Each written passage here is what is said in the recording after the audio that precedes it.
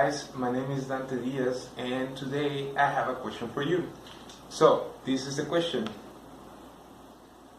Is it possible to forget your mother language? So, perhaps you're thinking, I don't think it's possible that you can forget your mother language, right? But as it happens, it turns out that maybe you can, right? So, here we got something that is called language attrition. So, what is language attrition? Let me answer you. Language attrition is when you start to lose the ability to talk or to read or to understand, or you seem to forget about your mother language or your local language. This is most common when you go to another country and you live like in an early age, being very young. You might forget, or let's say that you live 10 years in another country. Well, some of your local language is going to rust away, right? So we have different kinds of attrition, right? So the first one, this will be the first linguistic system to be affected by the first language attrition. It's the lexicon that is usually starts to deteriorate and that's the first thing that we start to lose, right? So next, we're going to continue to grammatical attrition, right?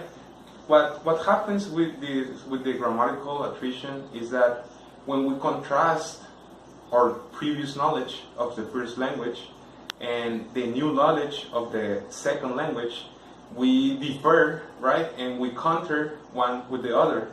So usually what happens is when you are learning the second grammar or the new grammar, your brain starts to shut down the previous knowledge because it's no longer needed, right? So you need to start to focus about the grammar and about the pronunciation of the new language, right? So the last attrition that we can occur or we can find, it will be the phonological attrition. Now this will be kind of like the worst kind of attrition, and here's why. Let's say that you move to Brazil, right? And you're an American English speaker and you need to speak Portuguese.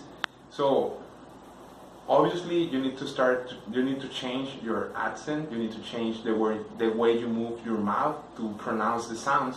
So let's say that you stay in Brazil for 10 years, you most likely will start to have a phonological attrition, and this is due to the lack of practice of your mother language.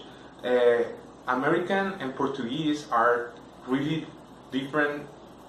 Well, the pronunciation is really different, right? So if you focus only in your second language, you might find that the attrition in the moment that you try to pronounce the sounds, right?